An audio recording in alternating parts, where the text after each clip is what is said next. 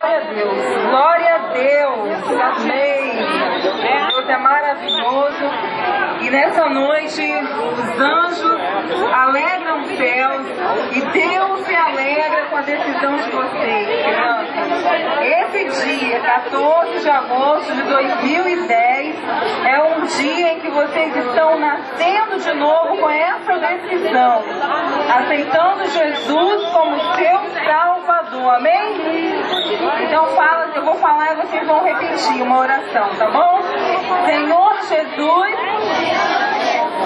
neste dia eu te recebo em minha vida como meu melhor e maior amigo. Eu quero sempre andar contigo, Jesus. Não me deixe. Eu não quero tropeçar.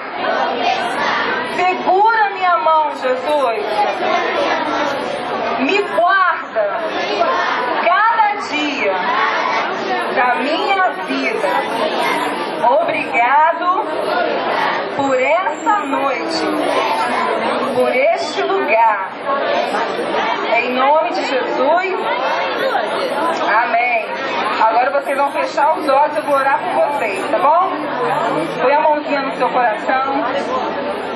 Senhor Deus, Pai querido, muito obrigado por cada criança aqui neste lugar, pelas crianças que tomaram essa decisão, Senhor. A Tua palavra diz que da boca dos pequeninos e dos que mamam vem o verdadeiro louvor. E nós devemos nos fazer como crianças, Senhor, porque delas é o reino dos céus. Crianças, ó Pai, sinceras, Deus, essa noite se entregam a Ti. E nós te glorificamos, Senhor, por essa decisão.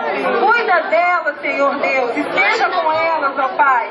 Obrigado, Senhor, pelo Alexandre, Senhor, obrigada porque ele trouxe essa palavra, porque houve salvação neste lugar, neste dia.